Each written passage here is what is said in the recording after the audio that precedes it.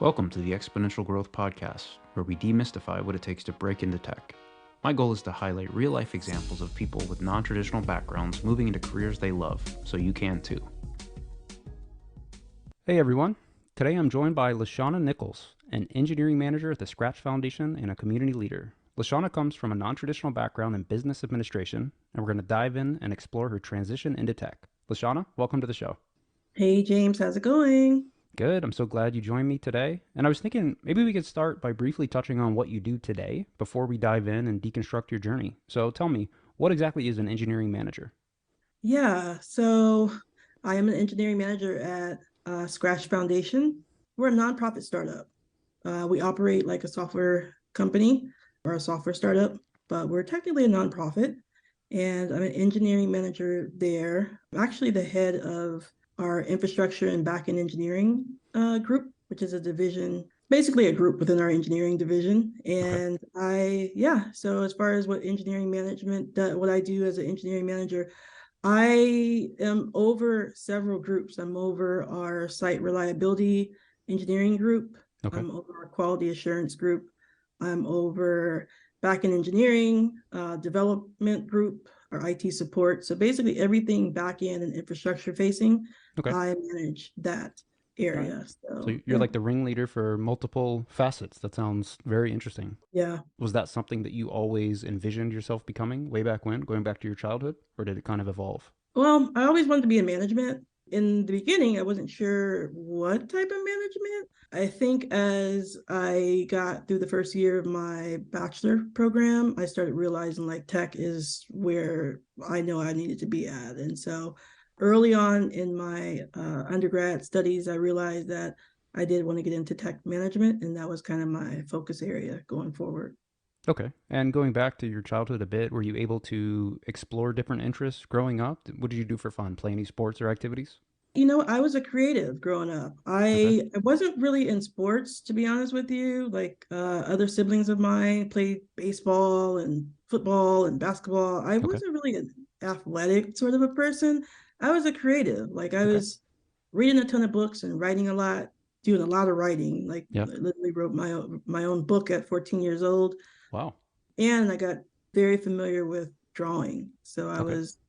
I was a creative early on. Nice.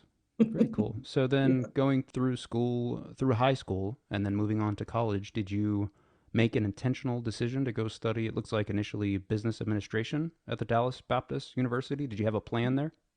I wanted to study business because I felt that I wanted to be an entrepreneur. That was what fascinated me, is like having my own and growing this organization, whatever that was. So I've always wanted to have some association with business. So starting early, I knew that management was where I wanted to be at, but I felt that it was important to understand business first. Sure. And so even going into technology, understanding how businesses work really had helped me out, like Sure. along my career eventually. So yeah, Yeah. that was kind of where I Okay. started out. So you're studying that, and then at what point did you kind of shift over, maybe more explicitly, into the tech realm from business? Was that a natural progression? Yeah, so as I mentioned, I was, growing up, I was a creative. So I was doing a lot of drawing, and I started getting familiar with Photoshop. And while I was in my undergraduate studies for business administration, I eventually got a bachelor's in business administration, a minor in IT. I started designing my own websites. This is like the days of like MySpace and learning Okay. HTML. And yeah, I kind of took my interest in design, and I kind of re-envisioned it or reimagined it in a tech space on the web. And next thing I know, I was designing graphics for websites, turning my MySpace page into this big website, and Yeah. the rest was history from there. So it kind of spawned from there. But I started learning, I started self-learning in my bachelor's program. Okay. I was enjoying the curriculum and the work that I was doing in the business, learning business, but I was too curious and I wanted to know how the internet worked. And I started diving in deep, literally on the side Yeah. of going to school for business. I Yeah. started self teaching myself web I love design, that. web development. Amazing. And good foresight because yeah, technology is doing okay today. So that was good foresight on your part. Yep. Good decision. Yeah. So you're working through that, and I see you eventually, I think you got a master's of science in IT. And I guess even before we go there, Lashana, a lot of people I talk to, when they first are introduced to programming, they feel like they Mhm. can't learn it for whatever reason. I'm curious if you ever went through that. Did you ever, even at that stage, feel some type of imposter syndrome, or did you struggle with learning how to code? Well, did I struggle? I mean, I think I was so interested in it. I didn't look at it as a challenge. I was Okay. very, very interested and I wanted to learn it Yeah. once I got familiar with, okay, you need to know, you need to know HTML, Yeah. and JavaScript was just coming on the market, and I was getting familiar with Visual Basic. And so I think I wasn't fearful and I didn't see it as a huge challenge. I just knew that it was new information that I didn't know, and I Okay. was so curious on knowing about it. And Okay. so to me, it was fun. It was like a breath of fresh air, like learning a new language. Yeah. Literally. Yeah, that's how I felt, and that was really what persuaded me to keep going. It started becoming more apparent and more clear as I started digging in deeper and learning how, the syntax, Yeah. and just, yeah, understanding how, algorithms work and how they make our applications run and Yeah. all that good stuff. It was my interest, and I was so taken by how powerful it was. It was like, I have to keep going with Yeah. this. I have to keep going. Yeah. So No, that's amazing. You were so passionate about what you were learning, you didn't even have time to worry that you couldn't do it because you knew that you were going to figure it out. That's amazing. That's how it should be, I think, with us when we truly find our calling. So that I'm so glad that you found that early because I know I struggled with finding mine. It took me 30 plus years, but I feel like I've done it now. So, yeah.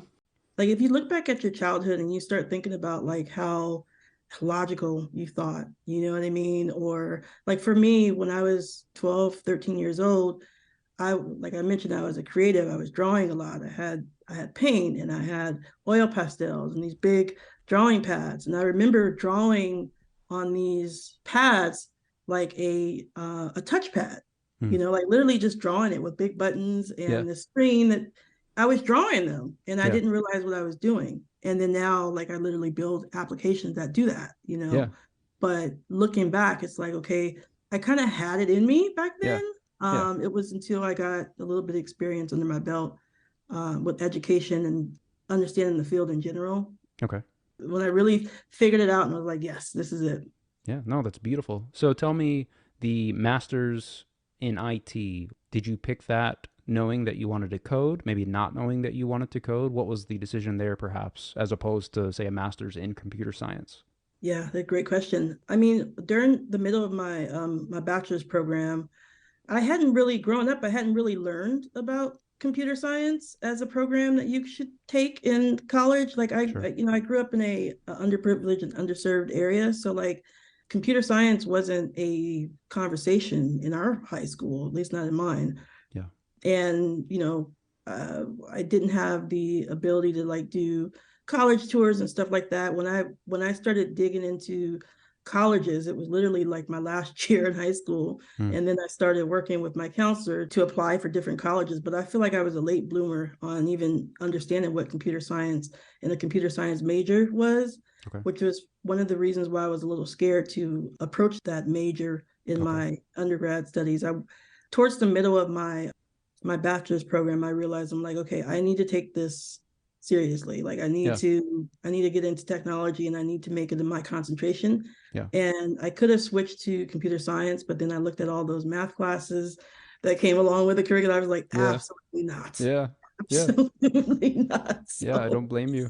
I was able to kind of sort of correct what I didn't get a chance to do in my undergraduate studies by pursuing a master's degree in IT management, because I knew I wanted to be a manager, Sure. and I knew I had a degree in business, and Yeah. I felt like I got through that stage of life, and it's like, okay, now you need to start prepping for where you're going to be at later on Yeah. in life. And Yeah. so yeah. Oh, I like that. And that's why I love sharing stories like yours, Lashana, because I feel like maybe the Lashana back in middle school or high school, maybe listening and hearing you and hearing your story, he or she will Mhm. know that, hey, okay, this does exist. This is the path that Lashana took. Maybe I can do that too. And it's not that you didn't make the right choice because you did the best that you could, just like I made the best choice that I could, not having a blueprint also. But I Yep. think it's awesome that we have this opportunity to try to pay it forward and to let people know that there are paths into this industry and into tech, coding or otherwise. So, okay, so you get your master's there. Now, I know when I was in college, it was not an intentional decision at all. And in hindsight, I'm pretty sure you're supposed to start looking into internships in your last year or so, if not before. Did you do that? Did you know to do that? How did that transition go from graduation into the workforce? Yeah, I mean, I had heard about internships. I didn't really need it because, like I said, I was self-teaching myself during my undergrad studies. So I got very lucky. By the time I was ready to emerge into a web design position, I had like 2 years of technical support under my belt, going into tech support entry level. So I had some tech. I had a ton of items in my portfolio. Like I Mm, had by the time I got into my graduate studies, I probably had like 30 websites online. nice. So it was very easy for me, even though I didn't have a lot of professional experience as a Yeah, developer, I had a ton of proof that I yeah, was one. And yeah. so I used my portfolio to land my first software job. And yeah, and the rest was history after Good that. for you. Oh, that's amazing. And Yep. we love talking about interviews on this show. I don't know how fresh they are in your mind. And Mhm. regardless, I think you might be able to offer a unique perspective, maybe from the interviewer side of the equation. But either way, do you remember that first tech interview that you had? Yes. How did that go? Wait, we want details. Oh my goodness. I remember the first tech interview. The software company that I ended up at was from a consulting company. So basically, I signed up for an agency. Okay. I used my portfolio. I had a resume, very little experience, and I was able to get in based off of what they saw my work. Hmm. But the first interview was, it didn't have any code challenges or anything, thankfully, but it was a lot. It was a panel and it was with like the vice president and it was a couple of developers who were Okay. looking at me like she has no idea what she's doing. Mm, Like I was able to, pull up the screen and show them my work and they were very impressed. So nice. You turned it around. yeah, it was a, imposter syndrome, like out the roof. Yeah. I was like, I'm not qualified for this. Yeah. I don't belong in the room with all these smart people. Yeah. I don't have a computer science Yeah. degree. And I don't know how I ended up here, but yeah, I ended up at the organization as a consultant for a year. And then Okay. eventually they brought me on full time. So, Yeah. No, thank you. Thank you so much for bringing that up because I know I still struggle with imposter syndrome. Perhaps you oh do my as well. And goodness. I think all of the listeners will. And I think the biggest takeaway there is to acknowledge that it exists and you can be respectful of it and mindful of it, but take it on and work through that because just as you heard in Lashana's story, she worked through that and she leveraged her strengths, her portfolio, and she had built up in the past. So leverage what you have, and it's going to be uncomfortable at time, but I like to say that feeling of discomfort is the perfect area for growth, I feel anyway. So, okay, you get that first position, and I see you've got an amazing list of jobs here looking at your LinkedIn profile. I'd love to, I guess, hear your version of how your career kind of progressed from that first job. I mean, I my LinkedIn doesn't even have all of I've had a ton of jobs. I was a consultant for a lot of years. Yeah. Okay, And so as a consultant for a lot of years, and I was also a freelance developer for many, many years. I've okay, worked on a lot of projects over the span of my 15-year career. So I really do need to get on LinkedIn and clean it up a little bit and actually really put the highlights of my career in there. I just yeah, don't have time. yeah. I like it. It's a surprise. Yeah, but I think working consultant work over the years has really provided me a lot of experience in areas that I probably would have never touched if I was doing it just out of school. Sure. And it gave me an opportunity to see different fields and Hmm. certain areas of concentration in tech. I've been in oil and gas. I worked as a consultant and then full-time employee in gas and utilities company as a developer, Okay. iOS developer. I worked at Intel as a data technician for a little bit. Okay. I worked at Apple, and Yeah. so I've worked all over the place, all over the spectrum. I just Me personally, I've never been persuaded by like this Mang or Fang thing, Hmm. this big, yeah, the big corporate ladder jobs. I think I had an interest at one point in my early in my career to work at somewhere like Google Yeah. or Microsoft, but I found smaller companies to be a lot more rewarding, Yeah. and which is one of the reasons why I spend a lot of time as a consultant, Yeah. getting experience in different areas. So yeah. Yeah. The FANG companies definitely, I guess they're glamorized by, YouTube videos and everything that you see even on LinkedIn. And I guess I landed at a comparable version of that at LinkedIn, which falls under the Microsoft umbrella. And I Mm-hmm. think I got very lucky with the culture that I backed into, but I also acknowledge, there, to your point, there are so many smaller companies that need developers, Yep. and it's okay to dream, but Yep. don't let that dream stop you from, I don't want to say having a starting point, but I guess that's what it is. Just getting your foot in the door, establishing yourself, and then your opportunities will open wide up. Starting small is fine. You know Yeah. what I mean? Starting small is fine. And right now, with the conversation that's being had about tech layoffs and these larger companies that have two or 300 developers and they're making cuts, well, they're making the news because they are the breadwinners in the Yeah. industry. But then you have smaller organizations like some of the ones I've been at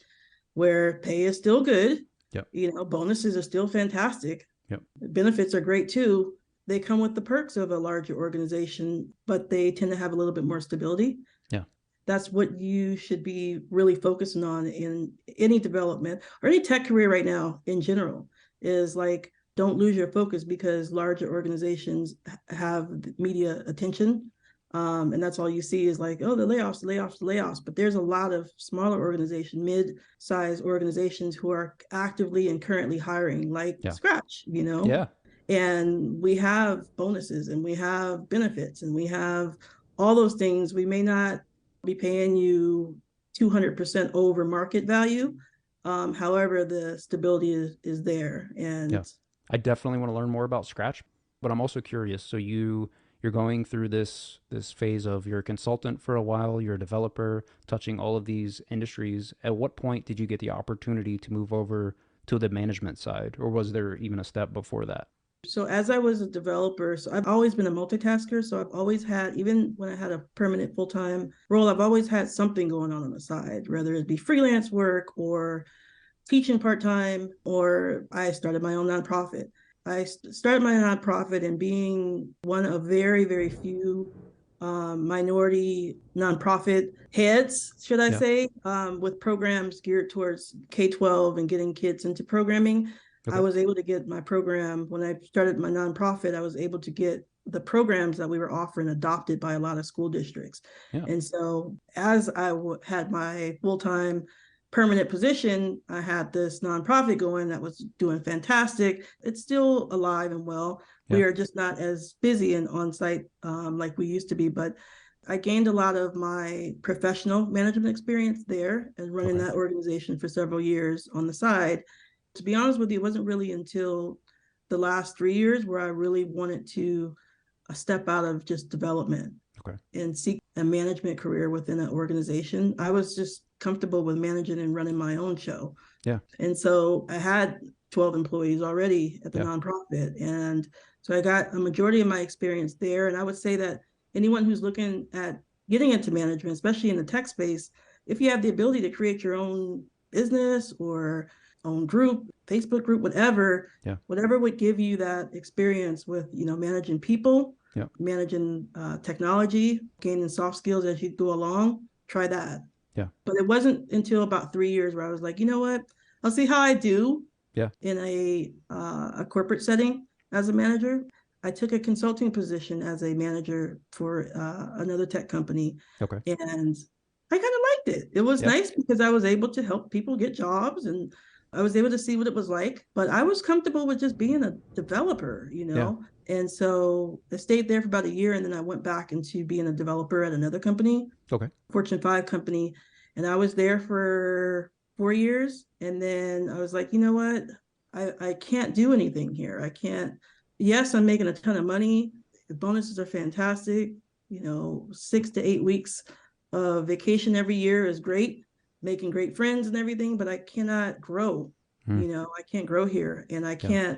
I can't offer assistance or help to my peers, Yeah. people who look like me, folks who come from unconventional backgrounds. So it was imperative that, I reminded myself, like, hey, you got a master's degree in management, maybe you should be a manager. So Yeah. I applied at Scratch, and Okay. the interview process was extremely extensive and it was very intimidating, but I got the job, and so far so good. Okay, if you want to gloss over it like that, I'll definitely give you that option. I would love to hear more about it if you think it may better inform the audience, not just about, Scratch and MIT, but Sure. a similar situation. Yeah. For folks who don't know what Scratch is, so Scratch is a block-based programming language. We're about 15 years old. We derived out of MIT. The founders and the creators of the Scratch programming language, Mitch Resnick is the founder. He created it. Okay. He's still on our board. We're a nonprofit. We operate like a tech startup. So we're basically a software engineering company. That's basically what we are. Okay. We are the number one coding platform for K through 12 right now. I think we have almost 100 million users.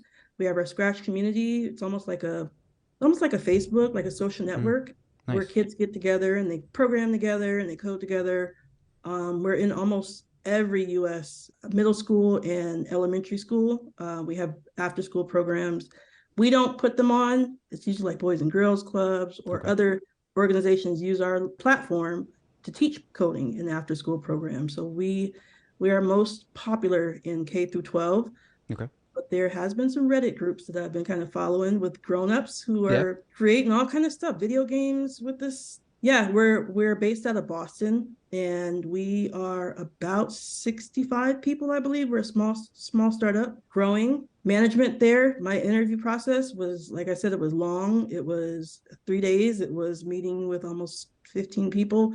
Mm, It was a lot, but I was prepped and I was prepared, yeah. and yeah, here I am. Did I miss anything? No, I think you covered everything that I was definitely interested in. I have a couple of follow-ups related Okay. to Scratch. So I think my first exposure to Scratch might have been through, I think, David Milan's Harvard CS50. I think that's the name of the Okay. course. Yep. And so I'm curious, do you see Scratch as a viable, maybe first step in building that tech foundation to, say, the 20, 30, 40, even 50-year-olds out there or older that think they might want to get into coding? Yes, I Okay. do. I think Scratch is a fantastic segue into the programming career. It's a little unconventional. It's like literally dragging blocks Yeah. to make your application or whatever it is that you're building behave. But you have to think, like, they started building this 15 years ago. And if you look at where we're going in technology, we're headed towards a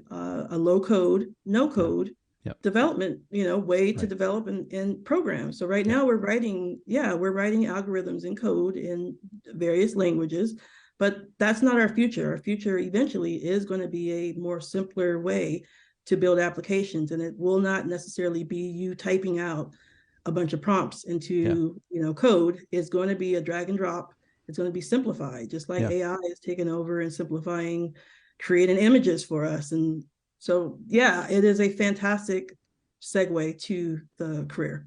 Okay. I like that. And jumping back, well, maybe not jumping back, but asking you about your current engineering manager position from a different facet. Going back to the interviews, have you held any interviews lately? Because I'm definitely curious in Are your you looking for perspective. a job, James? Just tell me, okay? No, to all the LinkedIn people out there listening, I am extremely happy in my job.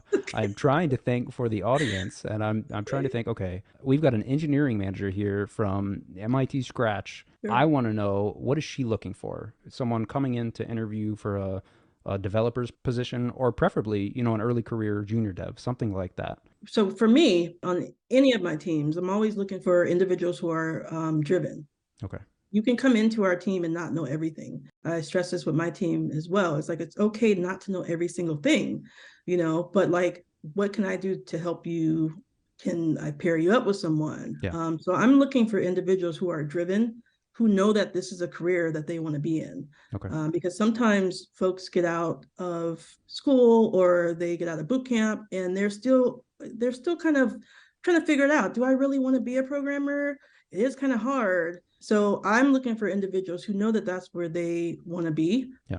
who are self-driven, who are always looking to learn, because being a programmer and being in software in general, I mean, being in tech in general, let me just even go up a step, requires you to consistently learn. Yep. And so we're looking for people who are willing to consistently learn. And we're actually at Scratch, we're trying to create a pathway for junior devs. At one point, this is something that we are literally writing out and working on right now, to try and bring folks who are just graduating from boot camps come in and get a paid externship with us. Okay.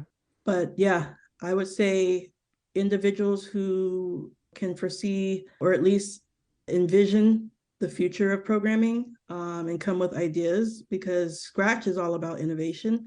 Even if we are not building the innovation, we want to make it accessible for individuals who may want to build onto our platform to add to where we're going. So yeah. Hopefully that helps out a little bit. Yeah, no, lifelong learners. And no, I think that gives great perspective. And from your perspective, if say you're interviewing a junior dev with a non-traditional background without that CS degree, for you personally, does that matter if they can demonstrate everything else that you're looking for? We don't really care. Like, if you have a degree, fine, like can you do the work? We happen to be one of those software companies that aren't heavily algorithm driven. Okay. You have places like Google and Amazon, they are creating tooling to help other developers develop, right? So they are very algorithm and very programming heavy. Where the knowledge of foundational programming is critical in those companies. We're not one of those type of companies. It's fantastic if you do have an extensive understanding of algorithmic development and programming. That's great, but it's not heavily required at Scratch. However, if you come from a computer science background and you have a bachelor's degree, that is fantastic. That is great. But to be honest with you, we don't really care. We don't care. If you come with the experience and you can show that you did it. Of course, when it comes to actually getting your resume to us, our recruiters are looking for people with experience, of course. Sure. Your experience and your work, your GitHub profile and things that we can see to gauge what type of person you are is more important than if you graduated from somewhere. We don't care too much about that. That kind of leads into what I was going to ask you really quickly before we move on from this is to those out there that are interested in Scratch's mission, is there anything they can do other than building that portfolio of projects, I guess curating that LinkedIn profile, anything they can do to stand out, just to actually make that connection with either the recruiter or the hiring manager at Scratch? Yeah. I mean, with any company, I always suggest reaching out to find who in the organization you can reach out or, network with, or ask questions about whatever roles or position that you might be interested in. But in terms of our mission and anyone who's interested, if the mission of Scratch, which is basically to bring computer programming and creative learning to the masses, if that interests you, apply. Yeah. Of course, keep in mind that realistically, we look for people who can do the work. And so if you're not prepared, then don't apply. Well, or maybe look towards our internships, our externships, or some of the pathway programs that we're trying to put together now. Yeah. That helps out too. Okay. But yeah, I wouldn't say don't apply. I would probably just say, look at other opportunities, maybe. Okay. Can you tell me, so what is an externship? I've never heard that used before this conversation today. Yeah, externship is after you graduate. Basically, it's after you've actually gotten your boot camp certificate, or after you've gotten your undergraduate cert or undergraduate degree. It's when you've actually walked that line, and now you're in this six month to a year wait period of trying to find a job. You can seek for externships, which is companies who are willing to hire you kind of on a consulting, a 1 year basis, to try you out and fill you out. Usually it lands you a full-time permanent role there. Okay. Externships are a great opportunity for programmers who are just graduating. Yeah. So I'd never heard of those, but maybe just a different version of an apprenticeship, which I'm a big proponent Basically, of. Yeah. All right. Do you want to briefly touch on, do you have a typical day in the life at your current role as an engineering manager? Yeah. So, well, I mean, I'm technically a director. So the work that I do, I'm technically a director. I'm the head of our backend engineering. My job title is still engineering manager. We're working on that. But as far as like what I do, I'm in a ton of meetings all day. Okay. I'm in a lot of planning meetings. I'm in a lot of budgeting meetings. I'm negotiating with vendors on tooling for our teams. Right now, we are in the process of scaling. We went from 40 million users to 100 million users in 2 years. Mm, And so we are in the process of reevaluating our backend system, which is our sure. servers and the tooling that helps us monitor our server systems, Yep. trying to anticipate what it's going to be like getting another 20 million in a Yeah. year or so. Or more. Yeah, I'm in a lot of those meetings. I tend to find myself in a solutions architect sort of position often, kind of leading our team to might be looking at a pull request if someone submits some code. Sure. Every now and then I'll stick my head in there. Planning, lots of planning, a lot of travel too. I travel back and forth to Boston to our headquarters a lot. Okay. Getting ready to do that again. The project management, I do a ton of project management, looking at what our scope of work is as opposed to what's on our roadmap and we need to achieve. We got all this new stuff in technology coming up with AI and all this new stuff. So planning and trying to anticipate, our future is kind of my day to day. Yeah. Yeah. I love it. But I do miss programming though. I did miss Yeah. coding. Well, you're jumping into the PRs just so you can add some comments and maybe suggest some inline changes. So Yep. yeah, I get I'm a that. stickler too. I'm one of those programmers. I'm a stickler. I'm like, get rid of that comment or put a comment here or something. So yeah. As the director, you are definitely allowed to do that, Lashana. So I don't think anybody's going to argue with you. I wanted to ask you, so I'd like to put you on the hot seat to understand your psychology a little better. But before we do that, maybe we talk about the communities that you're both building and are a part of, because I know I found you as part of your Breaking Into Tech Facebook group. I'm so glad that I did. Do you want to speak to that and maybe the other groups that you're involved with? Yeah, the group that you're part of, Breaking Into Tech, that group was a result of a book that me and a friend of mine wrote. A friend of mine, Stephanie Heath, who is the former head of recruiting at Amazon Okay. and Sony, we wrote a book called Transitioning to Tech. And I realized like the response from basically just an ebook, a PDF, that we released in 2020. And I realized that the response that I was getting is people wanted to consult with me and I didn't have time to consult. Hmm. So I'm like, I'll create a Facebook group where you guys can consult with each other. Yeah. Like, I don't have to stare over you. Yeah. And, like you guys can consult with each other and ask other knowledgeable people who, like you, James, who have the knowledge, ask questions and network with each other. Yeah. And you can still drop in. Yeah, that's where that came from. Okay. I've created several communities. My first community was like on Lycos. Wait, I don't know how old you are, but I'm old, okay? Yeah. I'm 36. I don't hide that. I haven't heard of that group though. So, Lycos was like it was a Yahoo or MSN oh, or Google. derivative. Okay. Yeah, GeoCities was the Facebook groups of the web back early 2000s. I've heard of GeoCities. Yeah, I think they ended up selling to Yahoo, so now they're Okay. Yahoo, and I think they diminished eventually. But Got it. I had a huge group with 100,000 members, Mm. a cultural group for individuals who like reggae music, believe it or not. Okay.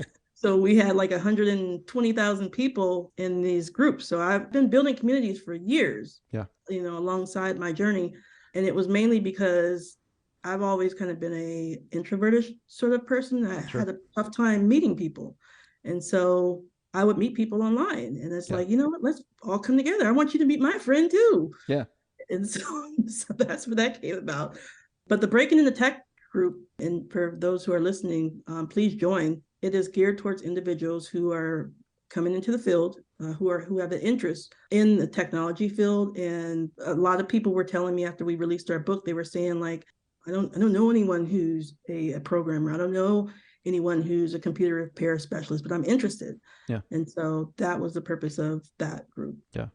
Yeah, no, I like that because even so, as an apprentice backend engineer at LinkedIn, I love that I'm able to help a bit. I definitely don't have it all figured out, but just last week, someone asked about debugging something they were working on, and I had pointed them to Chrome's debugger, and that person didn't know that that existed. So it feels so good to be able to give back and to contribute like that. So I'm so glad that you created that space for that to happen. Yep, that's awesome. That's a great example. I have another group too. So I have several Facebook groups, but I have another one that is geared towards minorities, Blacks in tech. Okay. I started that one in 2013. We're a little funny about who we let in. We only let folks who are professionals, tech professionals, programmers, any sort of engineers, and it's geared towards support because there's not a lot of Black people Sure. in the field in general. So when we do find each other, it's kind of nice to just Yeah. like, hey, how's it going on your job? Are you Yeah. having this issue? Oh, cool. Can I ask you a question? Yeah. So yeah, I have that group as well, and that's very active. We do tech talks, we do trainings, like we had a crypto training, and I'm hoping to get breaking the tech on that pattern of support for the members if I Yeah. can. Yeah, that'd be amazing. And I'd love to add as many of these groups as you would like to the show notes, just so other people can find all of your groups. Awesome. Yeah, please All do. right. You ready for the hot seat? I know you have a hard stop in 10 minutes, so we're going to make the most of it. Hey, go for it. All right. This is not a question I had for you, Lashana, but I see it behind you. Is that your Bored Ape behind you? Oh yes, but I sold my Bored Ape. You sold your Bored Ape, but you still have the photo behind you. That was just a keepsake, but Got yeah, it. no, I got in early, and then I got in and out early, and Good for you. which I'm happy because when NFTs became a big thing, like I hopped on those. I Yeah. actually created my own NFT as well. Nice. What on Ethereum, Solana, what? Oh, we were on Ethereum, Okay. and I was trying to build my own DAO. Hmm. That kind of came and went, Yeah. and then I aborted ship when things started getting a little rocky. But Okay. yeah, Do you have a quick 20, 30-second opinion of Bitcoin? I Bitcoin is dead. Bitcoin is dead. That's your Yeah, opinion. Bitcoin's dead. Okay. I'm not going to hijack the conversation. Do you have any thoughts before we move on to back that claim up? I mean, I have friends who are Bitcoin millionaires who, have made millions of dollars in Bitcoin. And when they were trying to get me to come on when it was $8, and I'm like an idiot, the conspiracy theorist that I am, Yeah. I was like, heck no. So I think it served its purpose. I think it opened up a lot of doors for crypto and decentralized web. And I think, like I said, I think it's a great foundation. I just think that it will never be what it used to be Okay. with all the other coins and all these other new technologies coming up based off of what we learned from Bitcoin. I think it served its purpose, and I'm not Okay. sure if it'll ever get back to where it was. Time will tell. We'll have to do another one of these a couple years from now and see how prescient that was. All right. Now for the questions I had planned, we'll try to run through them real quick. What does your typical morning routine look like? Morning routine. So I work East Coast. I'm in San Francisco, so I work East Coast hours. I'm up at 6 a.m. every morning. Actually, I'm up at 5 a.m. Normal shower. I got to get my coffee in, and then my first meeting starts about 6 a.m. Okay. because that's 9 Eastern Standard, and so it's usually meetings, like immediate meetings. It might be something that I need to follow up with. We tend to have some security related things that come up, which require me to jump into pairing sessions, looking at logs. Majority of my morning is catching up from what happened last night. Okay. Was there an intrusion? Was there not an Yeah. intrusion? Yeah. Okay. Fair. And then preparing for the rest of the day. Nice. If you woke up tomorrow with unlimited money, what do you think you would do every day? More so with your time than the money itself. Yeah. What would I do with my time? I would probably be doing something with kids. Somehow, some way. I would probably emphasize on giving kids knowledge in technology early, whether that be in a program or me helping support someone else's program. That would be my biggest thing if I can give and my time and money Okay. to helping kids learn it Yeah. early. I think that will help us long term. Yeah. I love that. I mean, I think you're already doing that to an extent through Scratch, but yeah, no, I love that. It's very altruistic of you. Uh, Mm. what books or podcasts have had the biggest impact on you? Oh man, I love comic books. In the beginning, like the podcast revolution came and went with me. I think it's my time. It's like I had a really tough time managing my time for a while. And I would say I don't have a favorite, but I have been tuning into a lot of Twitter spaces, which is Okay. sort of like a podcast. Yeah. Yeah, I'm in a whole bunch of Bitcoin and crypto. I'm in investment Twitter spaces. I was just on Clubhouse having a really, really good conversation with a bunch of AI developers from OpenAI last night. Okay. Nice. So yeah, those are technically my podcasts in this day and age is like Clubhouse and Twitter spaces is my Okay. thing. Any books earlier, technical or otherwise? What was it? The Dummies book back in the day? That was my big thing is like, Like programming for dummies or what? yeah, C Sharp for Dummies and Okay. .NET for Dummies. And then, there's like cracking the code and system design. I have a ton of system design books that I still every now and then will open up and flip through. Is there one that sticks out in your mind above all others, just in case anyone listening is interested? Off the top of my head, I don't know. Okay, that's okay. I have a whole bunch. I got a whole bunch though. I have a ton of technical books, but ones that really, really impressed me. I don't know if I want to give any author any credit right now. Okay, fair enough. You can move on. Tell me about the top one or two people in your life that impacted your life the most. My son was very impactful. He really helped me change my scope.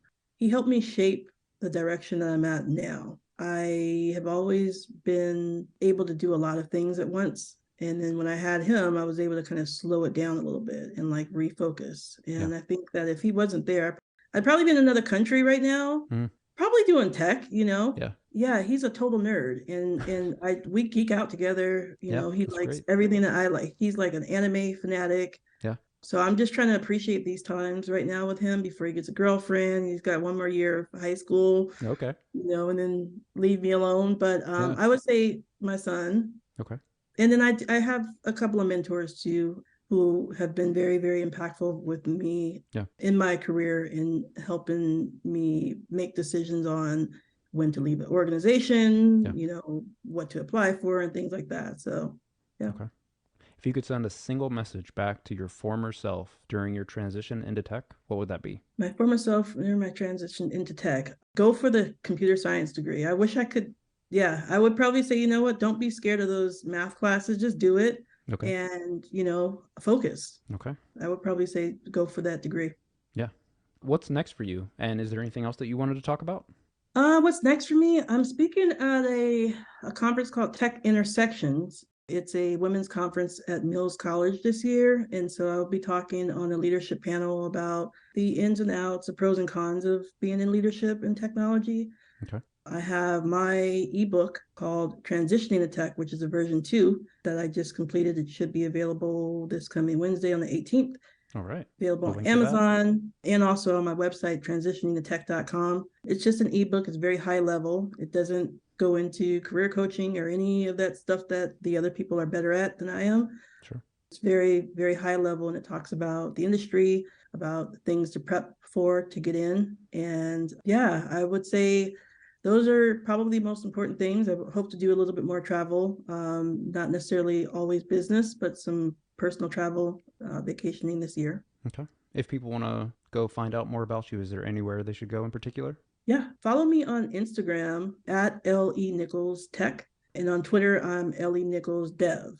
I'll throw those in the show notes. I know we're at time, Lashana, and I want to be respectful of yours. I just want to thank you so much for coming on and taking the time to tell your story of breaking into tech. I know I learned a lot about you, and I think your story is inspirational, and I'm so glad that I got to share it. Absolutely. James, looking forward to talking to you again, too, and thank you for the invite. Thank you for listening to this episode of the Exponential Growth Podcast. If you enjoy this conversation, be sure to follow the show on whatever podcast application you use. Just search for Exponential Growth, How to Break into Tech. If you got value from today's show, consider leaving a 5-star review. And most importantly, if you know someone that might be interested in breaking into tech, tell them about the show.